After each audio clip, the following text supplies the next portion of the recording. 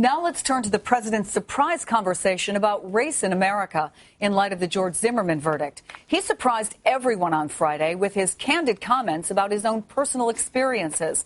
Kristen Welker is live at the White House with reaction. Kristen, good morning. Chris, good morning to you. It really was an extraordinary day here at the White House. I've been covering this beat for about 2 years now, and I can tell you, whenever the president comes out to speak in the briefing room, the reporters are usually given some type of heads up. That didn't happen on Friday. The president came out and surprised everyone. The other thing that made this so notable, he was deeply personal. When Trayvon Martin was first shot, I said that this could have been my son. Another way of saying that is Trayvon Martin could have been me 35 years ago.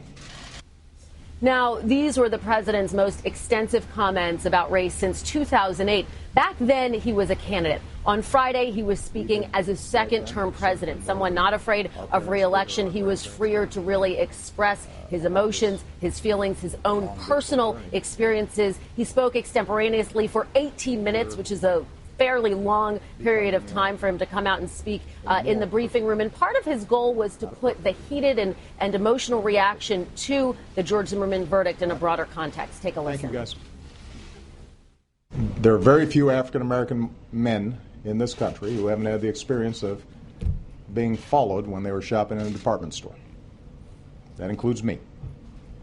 There are very few African-American men who haven't had the experience of walking across the street and hearing the locks click on the doors of cars.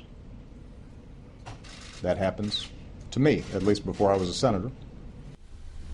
And the conversation continues today. There will be vigils throughout the country, 100 of them organized by Reverend Al Sharpton, who is a host with MSNBC, and Trayvon Martin's parents will be speaking at some of those events. Chris, back to you. Kristen Welker, thank you. All right, Melissa Harris Perry hosts the Melissa Harris Perry Show on MSNBC. Good morning to you, Melissa. Good morning. So the president walks into the briefing room yesterday on a Friday afternoon, an otherwise slow news day, typically, unannounced, and had a lot to say. What's your reaction to the timing and tone of the president's message yesterday? Well, I mean, the timing was stunning.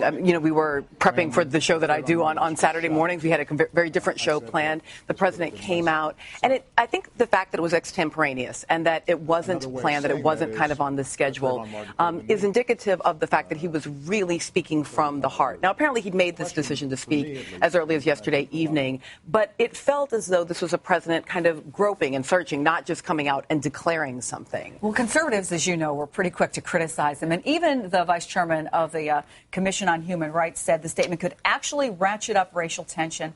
Maybe he should have left it to the statement that he released right after the verdict. What do you say to folks who say his remarks might have some unintended negative consequences? No, it's interesting. I've been thinking about this because certainly the politics of it is not good for him, just in general. So I think part of what this president, who has been very frustrated in a lot of his policy initiatives, was perhaps thinking is that the symbolism of his presidency, I think he'd hoped that it would be racially healing for the country, whatever happened in terms of policy, left, right, Democrat or Republican, and that he sensed in this moment post-Zimmerman verdict that there was this sort of racial unhealing, this racial undoing, and that if his presidency was ever going to have the possibility of bringing people together, he was going to have to speak. Supporters wanted him to come out earlier. We know that he had expected to talk about it. He had a series of interviews that no one even asked him about it. Yeah. What do you think about his timing? Why now? Well, I've been watching this president since he was a state senator back in Illinois, and one thing I can say about him is he's deliberative.